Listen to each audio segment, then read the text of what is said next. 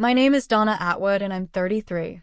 I came home from a 16-hour double shift at the hospital and my daughter's bedroom was empty. Lily is 7. Her bed was gone.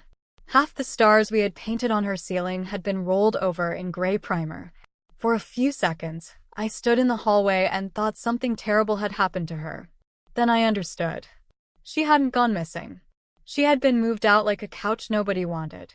My mother stood in the doorway with her arms folded. We voted. She did not unfold her arms. You don't get a say. My sister was already taping a box shut with Lily's name written on the side. I did not raise my voice. I never do. But what I said at the kitchen table 40 minutes later made all three of them go pale. Welcome back to Calm Drama Stories. We tell quiet stories about ordinary people who hold their ground without ever raising their voice. Drop a comment and be sure to subscribe. Let me back up 3 days because the empty room didn't come out of nowhere. I have been a nurse for 8 years. Most of those years were nights. Nights pay a little more, and a little more was the whole plan. I saved every spare dollar in a credit union account I never touched. 2 years ago, that account became a small brick house on Coldwater Lane with a crooked porch and a kitchen from 1980-something. It was mine. The first thing that had ever been only mine. The second week we lived there, Lily asked if the ceiling could be the sky. So we bought glow paint and a bag of stick-on stars. And we spent a Sunday on a stepladder making our own constellations. She named one after our cat. She named another after me. When the lights went out, the whole room turned soft and blue, and she would whisper goodnight to each star like they could hear her. That was the room. That was the ceiling. 3 years ago, before the house, my father had open heart surgery. He came through it, thank God. But the recovery was long and money was tight. My mother asked if they could stay with me just until Dad was back on his feet. My younger sister Brooke came too because Brooke always came too. Just until. Those are dangerous words. Dad got back on his feet. Then he got back into his recliner. 3 years passed and nobody ever talked about leaving. By the time I bought Coldwater Lane, the three of them simply moved in with me, the way water moves into a low spot. I let it happen. I was busy keeping a small girl alive and fed and loved. That was my first mistake. Here is how a house stops being yours without anyone signing anything. It starts with the coffee.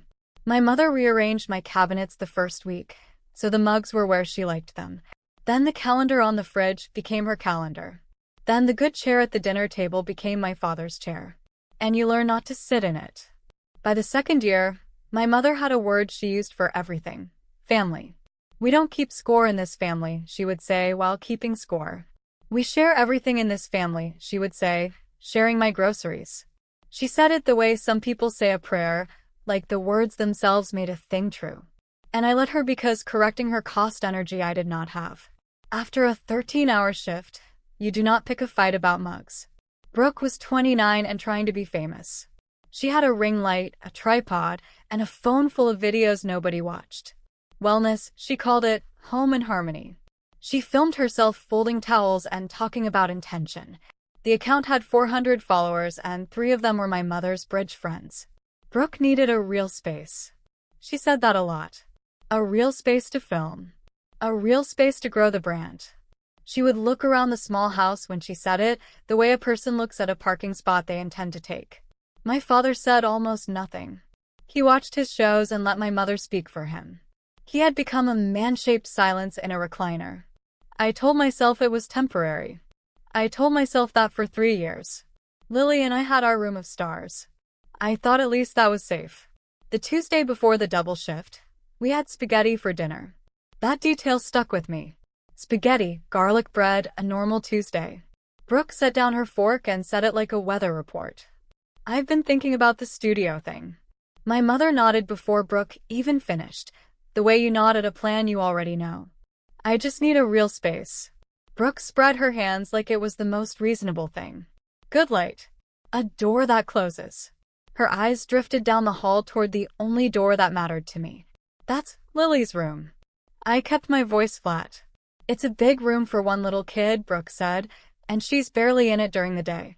Lily was right there building a fort out of couch cushions, pretending not to listen. Children always listen. She's 7.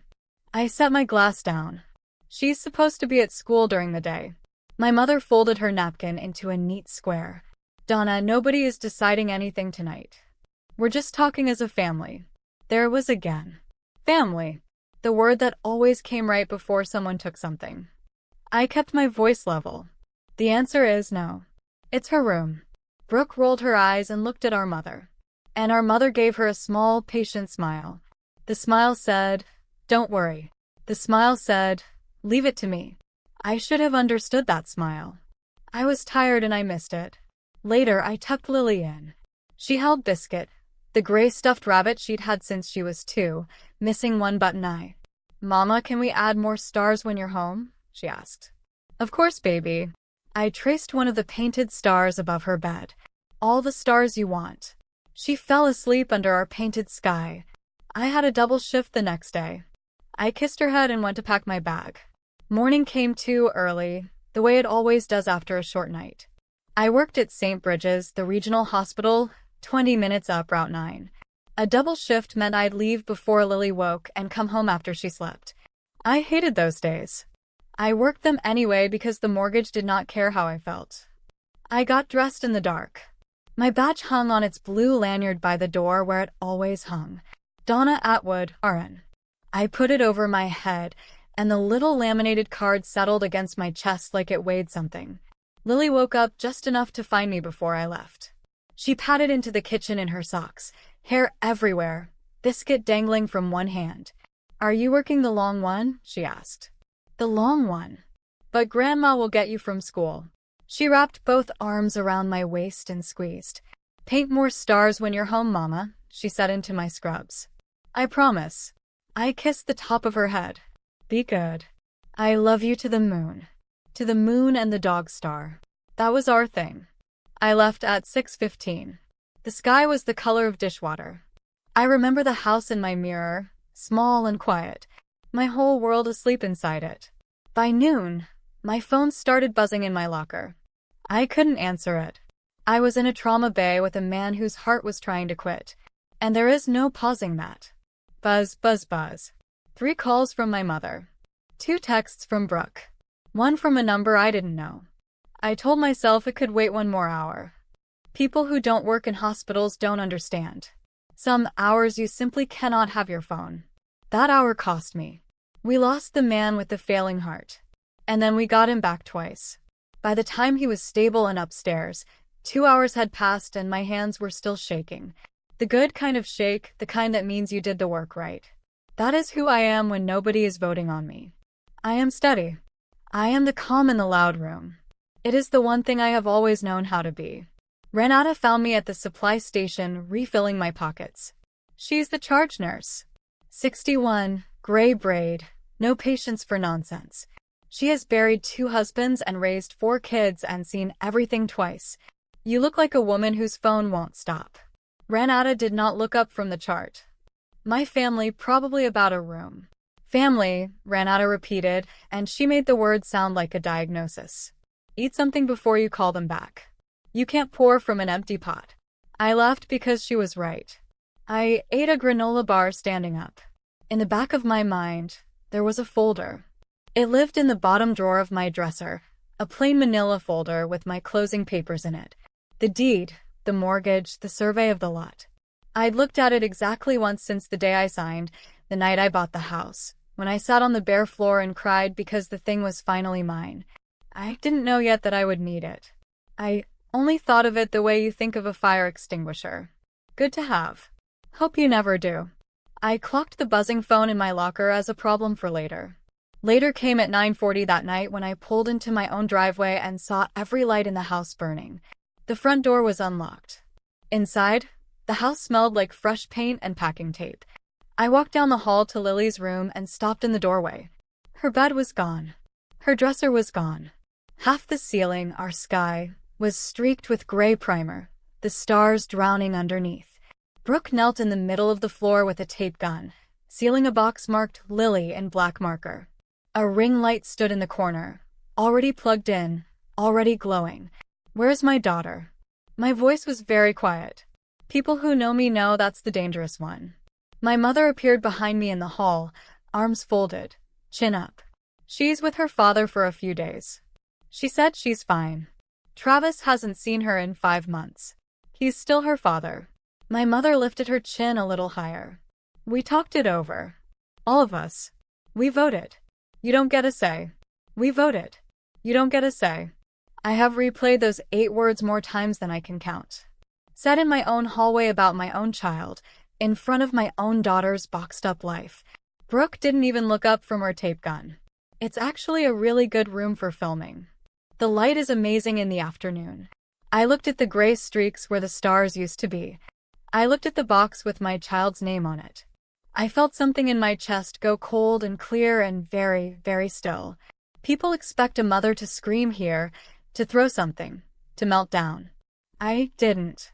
I set my keys on the dresser that was no longer there, caught myself, and set them on the windowsill instead.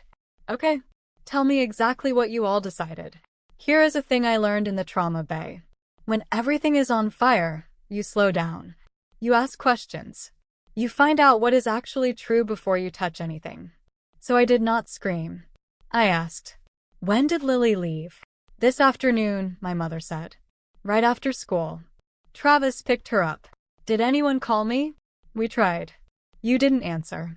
She said it like the missed calls were proof of something. Like a working mother who couldn't answer at noon had already lost the argument. What did you tell Travis? A small pause. The first crack. That you needed a break. My mother said you were overwhelmed and asked if he could take her for a few days. I never asked that. Well, she smoothed her sleeve. Somebody had to think of the practical side. The practical side. The practical side was my 7-year-old in a car with a man she barely remembered because 3 adults in my house wanted a bedroom. And the room. Brooke finally looked up. We figured while she's gone, we just get it set up. Easier than doing it around her. While she's gone, I repeated. We're a family. My mother spread her hands. We make decisions together. You've been so busy, Donna. We were trying to help. I looked at the 3 of them. My mother certain. My sister impatient. My father somewhere in the living room saying nothing as usual. I did not feel rage. Rage is hot and fast and stupid. What I felt was colder. It was the feeling of a door closing somewhere deep inside me, very softly and locking. Okay. The word came out flat.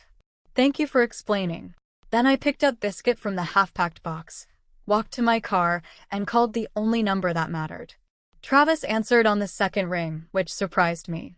Donna, he said. Hey, I was going to call you. In the background, I heard a television and the small, specific sound of my daughter not talking. Lily talks constantly when she's happy. Silence from her is a fire alarm. Put Lily on in a minute. First, tell me what my mother told you. He sighed. Travis is not a bad man. He is a tired, checked-out man who left when Lily was 2 and sends a card on her birthday most years. That is its own kind of failure, but it isn't cruelty. Your mom called this morning. She said you were burned out. Said you needed a few days and asked if I'd take Lily. She made it sound like you set it up. I didn't set anything up. There was a long pause. I figured something was off, he admitted. Lily cried the whole drive. Kept asking when you were coming. I didn't know what to tell her. I closed my eyes and breathed the way I teach scared patients to breathe. In for 4, hold. Out for 4. It's not your fault, I said, and I meant it. You were lied to. I'm going to come get her tonight if you'll let me. Of course, he said, relief leaking into his voice. Honestly, Donna, I love her, but I can't do full-time. I'm not set up for it. I never was. At least he was honest. My mother had handed my child to the one person who had already told everyone he couldn't keep her and called it the practical side. Let me talk to her. I heard him call her name. I heard small feet and then my daughter's voice wobbling. Mama. Hi, baby, I said, and I kept my voice as warm and ordinary as bathwater. I hear you're having a sleepover at Daddy's. I don't want a sleepover, Mama. I want to come home. They put Biscuit in a box. I've got Biscuit right here. He's safe. He's sitting in my lap in the car and he misses you. Are you coming? I'm coming right now. I'm putting on my seatbelt the second. Can you hear it? I clicked the buckle next to the phone. A small watery laugh. Yeah. 45 minutes. Pack your backpack. Brush your teeth. I'll be there before you finish a single show. Okay? A pause. Mama, why did Grandma make me leave? There are questions you cannot answer honestly to a 7-year-old. You cannot say because your aunt wanted to film towels in your bedroom and your grandmother thinks the house is a country she's president of. So I said the truest small thing I could. Grandma made a mistake. Grown-ups make mistakes too. I'm going to fix it. That's my job. Okay. Fixing things is my job. Okay, Mama. To the moon and the dog star, she whispered. I hung up, set Biscuit gently on the passenger seat, and sat for 1 minute in my dark driveway with my hands at 10 and 2. A lot of people right here would have stormed back inside, would have shouted, would have given my mother the explosion she could later describe to the neighbors as proof that I was unstable, dramatic, the difficult daughter. I didn't give her that. I never give them that. I put the car in reverse and went to get my girl. I want to pause the story here for a second because if you've ever been the calm one in a loud family, this part is for you. For years, I believed that keeping the peace was the same as keeping my dignity, that if I never raised my voice, never made a scene, I was winning by being the bigger person. If you've ever swallowed your own no to keep a dinner table quiet, drop a comment and tell me where you're watching from. I read them all. And if these calm revenge stories are your kind of medicine, subscribe because I post a new one every week. Now, back to that driveway. Before I'd backed all the way out, my mother came onto the porch. She didn't look worried. She looked annoyed. The way you look at a kid making a fuss in a store. Where are you going? She called. To get my daughter. Donna, you're overreacting. She's perfectly fine. She's been crying for 6 hours. My mother waved that away with one hand. Children cry. You're going to drag her back here and confuse her. We made a sensible decision as a family. You keep saying family like it's a vote you're allowed to win. It is. She crossed her arms. 4 of us. 1 of you. That's how votes work, honey. 4 of us. 1 of you. She actually counted. She counted my father's silence and my absent ex and my sister's ambition as votes against my own child. I didn't argue the math. Arguing the math was what she wanted. We'll talk when I'm back, I said, and I drove away while she was still mid-sentence, which I have found is the most peaceful way to end most conversations with my mother. The drive to Travis's gave me 45 minutes to think. And thinking is something I'm good at when my hands are busy. Here is what I knew. My mother believed she had power. She did not. Belief and power are not the same thing. Though a confident person can fake the difference for a long time. What did she actually have? Nothing on paper. She paid no rent. She had signed nothing. She was a guest who had forgotten she was a guest, the way long-term guests do until the day they start voting on your furniture. What did I have? I had a manila folder in the bottom drawer of my dresser. When I got to Travis's, Lily ran out before I'd even parked, backpack bouncing, and threw herself into me so hard I staggered. I held her on the sidewalk for a long time.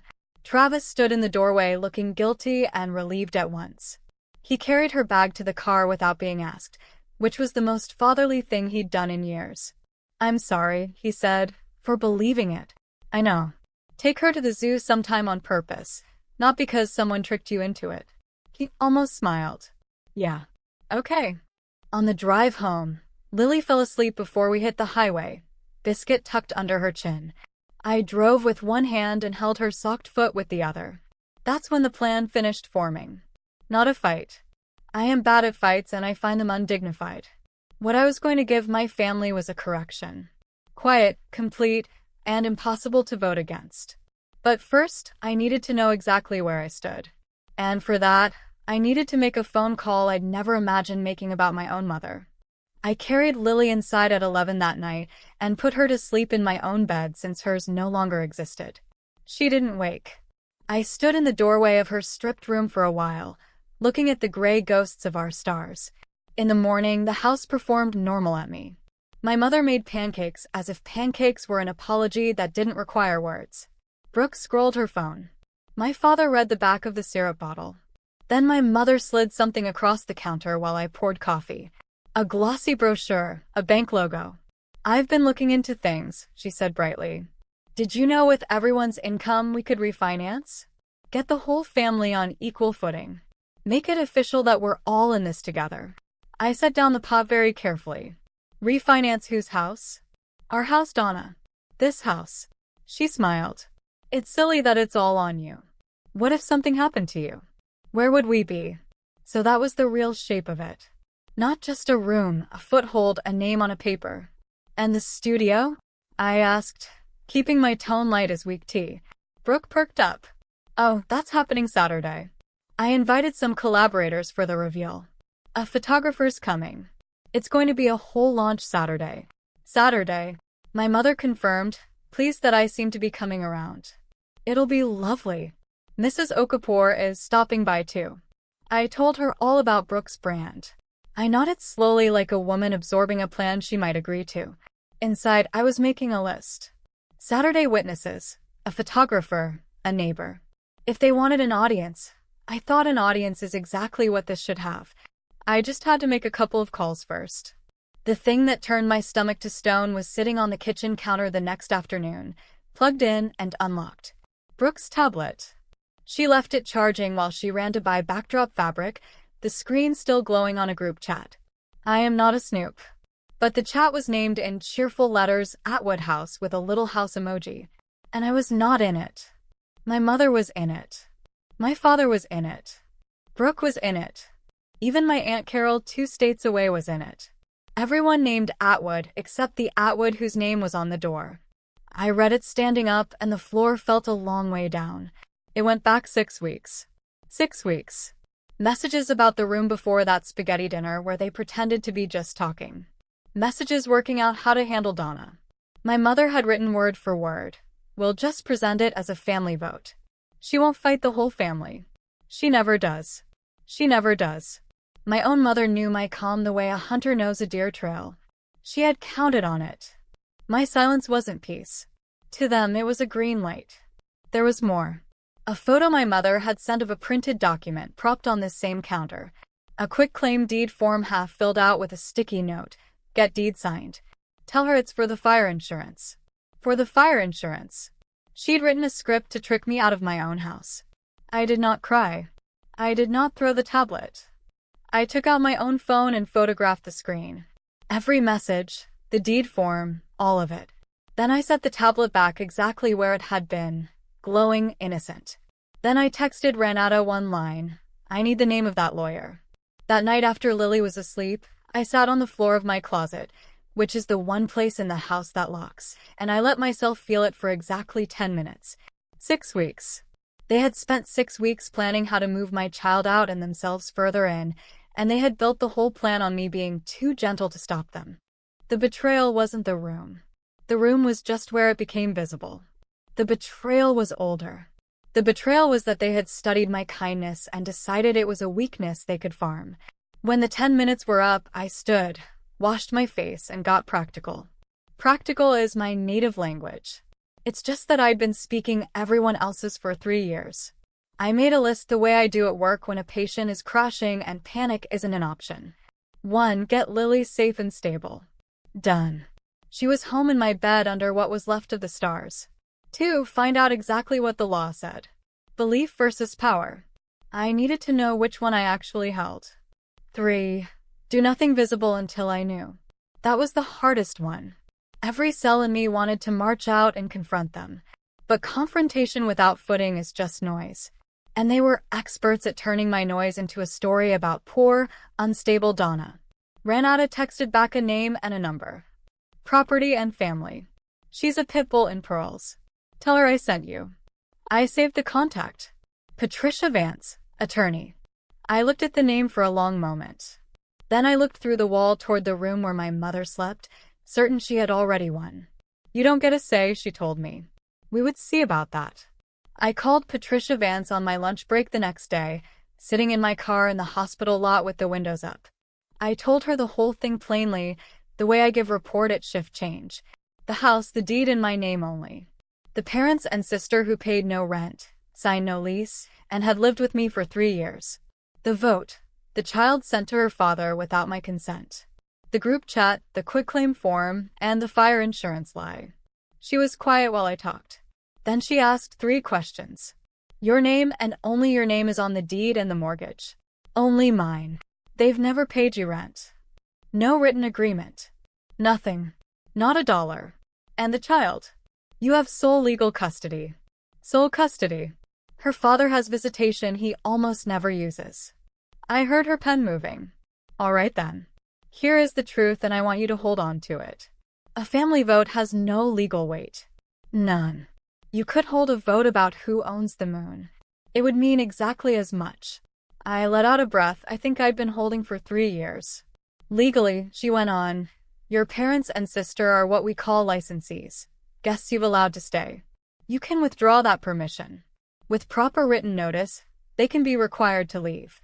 And no grandparent on earth gets to decide where your child sleeps. They handed her off to her father based on a lie. That alone is serious. So I'm not crazy, I said quietly. You're not crazy. You're the only adult in that house with any actual standing. A pause. Do you want to do this loud or do you want to do this right? Right.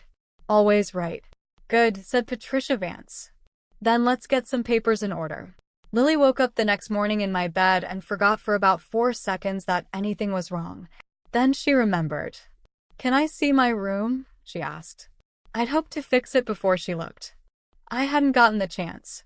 Let's look together, I said. Because hiding a hard thing from a child just teaches them that hard things are shameful. We stood in the doorway. The bed gone, the dresser gone. Brooke's ring light in the corner like a cold little moon in the ceiling. Our sky, half swallowed by gray primer. In the places where the stick-on stars had been peeled off in a hurry, the paint had torn, leaving pale ghost shapes where stars used to be. Lily was very quiet. Then she pointed up. You can still see where they were, she whispered. The stars left a mark. I knelt down and held her. They sure did. My voice did not shake because I would not let it. You know what? Marks like that mean something was really there. Something good. And good things can come back. Promise. I promise. I'm going to bring back every single star. She nodded against my shoulder, believing me because I have never once broken a promise to her, and I was not about to start. Over her head, I looked at those torn paint scars on the ceiling, and I made myself a different kind of promise. Not loud, not cruel, but complete. Whoever did this to a 7-year-old's painted sky was going to learn the difference between a family and a household they happened to live in. And they were going to learn it on a Saturday in front of company. I tucked Lily's hair behind her ear and stood up. Pancakes. Then we planned stars. My mother caught me in the kitchen while Lily watched cartoons. I see you brought her back, she said in the tone you'd use about a returned library book. She lives here. I did not stop wiping the counter. She's 7. This is her home. You undermine the whole family in front of Travis. My mother set a plate down hard. Do you know how that makes us look? How it makes you look. Isn't really my project anymore. She didn't catch the shift in that sentence. She was too busy being right. The studio is still happening Saturday, she said. Brooks worked very hard. I expect you to be gracious. People are coming. People are coming, I repeated. The Hendersons, Mrs. Okafor, Brooks' photographer, and 2 of her brand people. She fluffed her hair. It's a real opportunity for her. Don't ruin it with one of your moods. One of my moods. I have one mood. It is called staying calm while being robbed. I wouldn't dream of ruining Saturday, I said. And that at least was completely true. Brooke wandered in. You're not going to be weird about the room, right? The lights are already set up. It'd be a pain to move. I won't move your light, Brooke.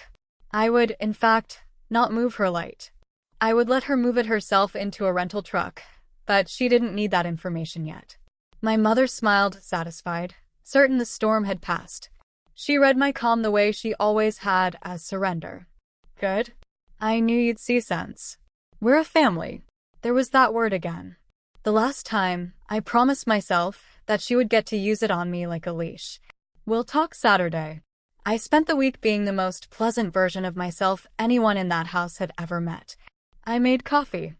I complimented Brooke's backdrop fabric. I asked my mother about the refinance brochure with what looked like real interest. And I let her explain it to me twice, nodding, gathering string. Meanwhile, in my car, on my brakes, in the locked closet at night, I worked with Patricia Vance. She drafted 3 notices to vacate, 1 for each adult. written to the letter of Ohio law. 30 days, since none of them had ever paid rent and none could claim a lease. She had them reviewed, signed, dated, and then she did the part that mattered. On Thursday, a process server delivered them and certified copies went out by mail with green return cards. I watched from the kitchen window as my mother collected the mail on Thursday afternoon. I watched her flip past the certified envelopes, frown at them, and drop all 3 in the basket by the door where she throws what she calls junk. She didn't open them. She was so sure nothing official could be aimed at her in my house that she filed her own eviction under junk mail. I also signed a petition with Lily's name on it to formalize what was already true on paper, so that no grandmother with a brochure could ever again decide where my daughter slept. Patricia called it belt and suspenders. I called it never again. Everything was filed. Everything was lawful. Everything was quiet. By Friday night, the only person in that house holding all the facts was me. I tucked Lily in on an air mattress in my room. She asked if Saturday was the star day. Saturday is the day everything gets fixed, I told her. You'll see. Let me step out of the story for one more moment. Because I think somebody watching needs to hear this tonight. If your kindness has ever been treated as permission, this is what I learned the hard way. Being calm is not the same as being a doormat. The difference is a boundary. A doormat says yes to keep the peace. A calm person can say no, mean it completely, and never once raise her voice. If you've been confusing the two, like I did for 3 whole years, write the word boundary in the comments so I know you're out there. And if you want to see how this Saturday ended, stay with me because we're almost there. Now, Friday turned into Saturday, the way it always does, whether you're ready or not. I woke before everyone. I drank my coffee at the counter in the quiet. Brooke's ring light glowed faintly down the hall through Lily's open door, already on, warming up for its big debut. I went to the bottom drawer of my dresser. I took out the plain manila folder. Inside, the deed in my name only, the mortgage in my name only, a copy of the 3 notices to vacate dated Thursday, the custody papers, and the photographs from Brooke's tablet printed at the drugstore, including the quitclaim form and the message that said she never does. I squared the papers like I square a chart. Then I clipped my hospital badge to my collar, even though it was my day off, because some part of me wanted to walk into that room as exactly who I am. Donna Atwood, RN. The calm in the loud room. I heard the first car pull into the driveway at 10 o'clock. The company had arrived. I should tell you about the night before because of my father. Late Friday, after the house went dark, I'd slipped into Lily's stripped room with a small can of glow paint and a brush. I couldn't fix the whole sky yet, but I painted 1 star back. Just one over where the bed used to be, so that whatever happened Saturday, my daughter would have 1 star again. I was on the stepladder when my father appeared in the doorway in his robe. We looked at each other for a while. He hadn't spoken directly to me in days. Your mother, he started, then stopped. He looked at the gray ceiling, the 1 torn star of fresh glow paint. She wasn't always like this. I know, Dad. After we lost the old house in 2009, his voice was rough. She decided she'd never be nobody again. That if she just held the family tight enough in her fist, nobody could take anything. He swallowed. She holds too tight. I see it. I just got tired of fighting her. It was the most honest thing he'd said in 3 years. For a second, I thought he might say the next thing. The thing where he stood up, where he told her she was wrong, where he became my father again. He didn't. Don't make a scene tomorrow, he said instead, and shuffled back to bed. So that was my father. A man who could see the truth perfectly and still chose the recliner. I don't hate him for it. I just stopped waiting for him. I finished my 1 star and climbed down. It glowed faint and lonely on the ruined ceiling. 1 star, I thought. It's a start. Tomorrow I get the rest of the sky back. By 10, my small house was full of strangers being polite. Brooke had 2 collaborators, women about her age with careful hair and ring-light hands, and a photographer named Devin, who kept checking the light through his fingers like a frame. Mrs. Okafor from next door came in her church clothes holding a foil-covered dish, because that is what good neighbors do when they're invited to something they don't fully understand. My mother was radiant. She moved through the little crowd like a hostess at a gallery opening, one hand on Brooke's shoulder, telling everyone about the family's new creative space. My father sat in his chair in a clean shirt. Lily stayed close to my leg, biscuit under her arm, watching all these adults fill up her house. There she is, my mother said when she saw me. Her smile had an edge. Donna's been so supportive. Wouldn't miss it. I had the manila folder under my arm, flat against my side, the way you carry something you don't want noticed yet. Devon sat up near the doorway of Lily's room, framing the ring light and the half-primed wall. One of the brand women cooed about the natural light. Mrs. Okafor stood a little apart, sensing, the way older women do, that the air in the room didn't match the smiles. "Should we do a little toast?" my mother announced, lifting a glass of sparkling cider. "To Brooke, and to new beginnings, and to family doing big things together." Glasses went up. Polite murmure. I did not lift a glass. I stepped into the middle of the room, set my badge straight with 2 fingers, and spoke in my ordinary indoor trauma bay voice. "Before the toast," I said, "can I ask Mom to explain one thing for our guests?" The room turned to look at me. My mother's smile held, but her eyes sharpened. "Of course, honey," she said, performing warmth for the company. "What is it?" "Earlier this week," I said, "you explained how the family made a decision about this room, about my daughter's bedroom. I want to make sure I understood it correctly in front of everyone." A small silence. Devon lowered his camera. The brand women glanced at each other. "I don't think our guests need the details," my mother said lightly. "Oh, I think it's a lovely story about family." I smiled for the room. "You said you took a vote. Tell them how it went." I watched her decide. I watched her calculate that the confident move, the only move that fit the matriarch she played for the neighborhood, was to own it, to say it proudly. She had never once in my whole life backed down in front of an audience. She lifted her chin exactly the way she had in the hallway. "We did take a vote," she said to the room, smiling. "We're a close family. We make decisions together, all of us. And yes, we decided this room would serve the family better as Brooke's studio." She turned the smile on me. Sweet as a knife. Donna was outvoted 4-1. She doesn't get a say in everything just because she's the oldest. There it was, out loud in front of the photographer, the brand women, and Mrs. Okafor, who had gone very still by the wall. "We voted. You don't get a say. Now witnessed." "Thank you," I said softly. "I just wanted to be sure that's the version we're going with." Then I set the manila folder on the dining table, opened it, and took out the first piece of paper. I held up the first paper so the room could see it. The way you show a patient an X-ray. Not a weapon, just a fact. "This is the deed to this house recorded at the county 2 years ago. There is exactly one name on it." I let that sit. Mine. Donna Atwood. No one else. Not my mother. Not my father. Not my sister. My mother laughed. A short, bright sound for the audience. "Well, of course it's in your name. You handled the paperwork. But it's the family's home." "It isn't, though." My voice stayed level. "A home isn't a feeling. Legally, it's a deed. And the deed says me." "Donna." A warning now under the smile. "Not in front of company." "You wanted company," I said gently.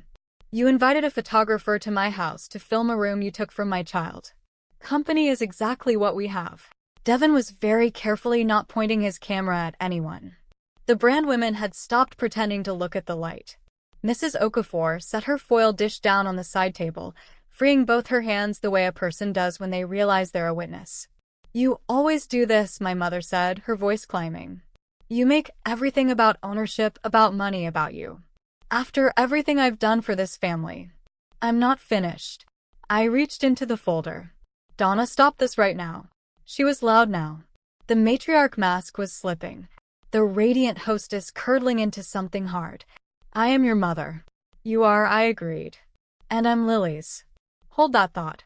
I took out the second set of papers and laid them in a neat row on the table like a hand of cards I'd been holding all week. 3 envelopes, 3 notices, one for each of them. There was no vote. "There's a deed." I said it quietly, and somehow the quiet made the room go quieter still. "You can vote on where to go for dinner. You can vote on what to watch on TV. You can hold a vote about the weather if it makes you feel like a family." I tapped the deed once with one finger. "But you cannot vote on a house with one name on it. And you cannot vote on my daughter." My mother stared at the deed like it might rearrange itself if she glared hard enough. "This is insane," she said. "We are blood. You can't put your own mother out on paper." "Let's talk about the paper." I picked up the 3 notices. "You got these on Thursday." I fanned the 3 notices like cards. "Certified mail." "I watched you put them in the junk basket by the door without opening them. So let me read you the headlines." I held one up. "Notice to vacate. 30 days, legally served. One for you, Mom. One for Dad. One for Brooke." The color started to leave my mother's face right then. I watched it go the way you watch a monitor when a number starts to drop. "You can't evict family," she said, but it came out thin. "My lawyer says I can." Her words were, "A family vote has no legal weight, but a notice to vacate does." I set them back down. "You've never paid rent. You never signed a lease. In the eyes of the law, you're guests who were asked to stay and are now being asked to go. 30 days. It's already done." Brooke made a small sound like the air going out of a float. "My launch," she whispered. "My collaborators are right here." "They are," I said, not unkindly. "They've been here for the whole thing." That was when my mother stopped performing and started detonating. "After everything I gave up for this family," she shouted. The brand women flinched. "I lost my house. My real house. Do you understand? And I held us together with my bare hands while you went off and played nurse and felt sorry for yourself. And this is the thanks. Thrown into the street by my own ungrateful daughter." I did not raise my voice. "This is the part one want you to see. If you take nothing else from this story," she got louder and I got quieter. And the quieter I got, the smaller her shouting looked in my house full of strangers. "You didn't hold us together, Mom." I kept my hands loose at my sides. "You moved into the one of us who got steady and you called it togetherness. There's a difference. You will regret this," she hissed. "When you're old and alone, you will remember that you chose a deed over your own mother." "I'm choosing my daughter over a takeover," I said. "Those aren't the same thing. No matter how many times you say family." My father in his chair looked at the floor. He had told me not to make a scene. I wasn't the one making it. "And while we're being honest in front of everyone," I said and reached into the folder one last time, "there's a third thing I think Mrs. Okafor especially should see since you've been telling her stories about me." Mrs. Okafor's eyebrows lifted. My mother went still. Some animal part of her sensed what was coming. "Donna," she said, almost a whisper. "Now don't." But she'd had no problem voting on my child in front of an audience.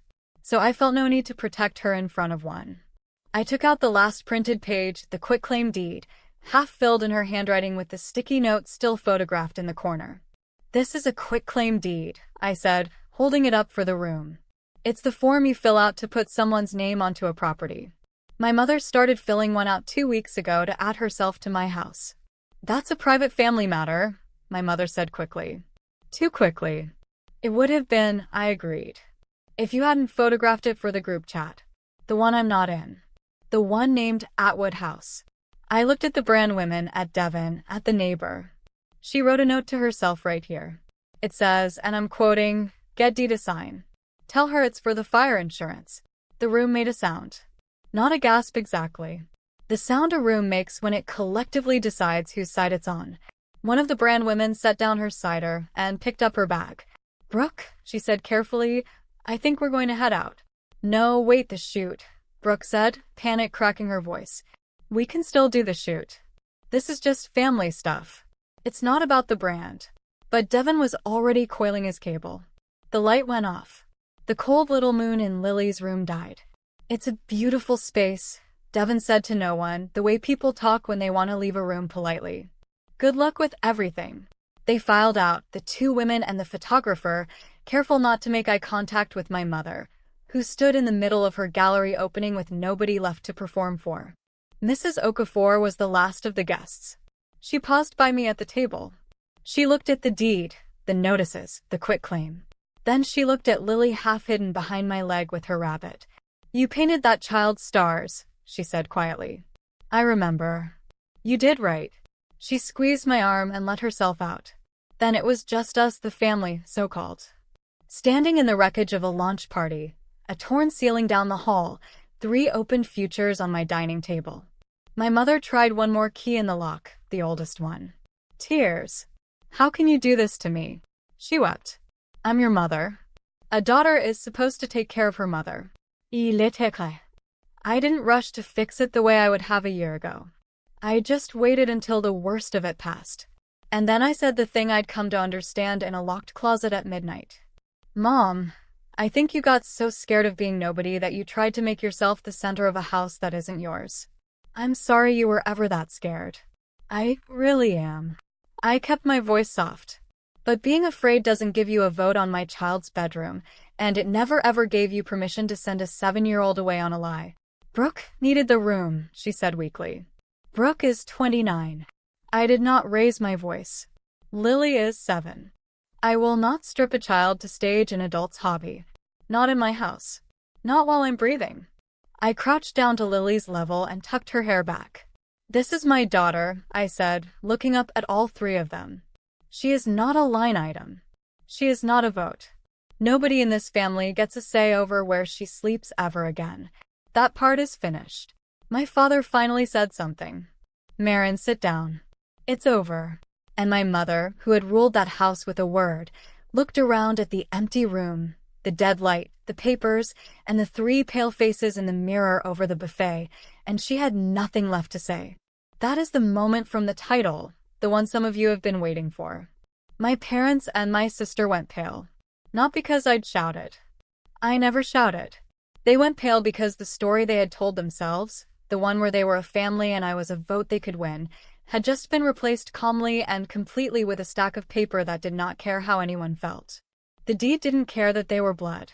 The notices didn't care that my mother was scared. The law didn't care about the word family. And without that word as a weapon, the 3 of them were just 3 people standing in someone else's house with 30 days to find a new one. Brooke sank onto the arm of the couch and stared at her dead ring light. My mother sat where my father told her to for once, her hands open and empty in her lap. My father looked older than his 64 years. I didn't gloat. There's no dignity in gloating, and dignity was the whole point. I'd held my ground without raising my voice, exactly the way I'd promised myself I would.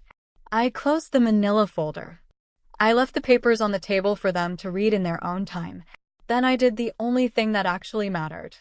I picked up Biscuit from where he'd fallen by Lily's feet, brushed off his one-button eye, and handed him back to my daughter. Come on, baby.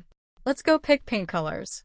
She slipped her hand into mine, and we walked down the hall, past the cold, dead light, into the room where one lonely star still glowed on a torn gray sky, waiting for the rest of them to come home. The 30 days went faster than you'd think. Brooke left first within the week. One of the brand women had a spare room and Brooke took it, hauling her ring light and her backdrop fabric out to a borrowed hatchback. The studio launch never happened. The 2 collaborators quietly unfollowed her, and the photographer's name never appeared next to hers again. A wellness brand built on harmony does not survive being filmed inside a takeover. My parents took the rest of the month. My mother spent it not speaking to me, which honestly was its own small mercy. On the last day, a cousin of hers came with a pickup truck, and they moved to her place 2 towns over. There was room there, the cousin said. Enough room. As they loaded the last box, my father stopped by the porch. He didn't apologize. He wasn't going to become a different man at 64.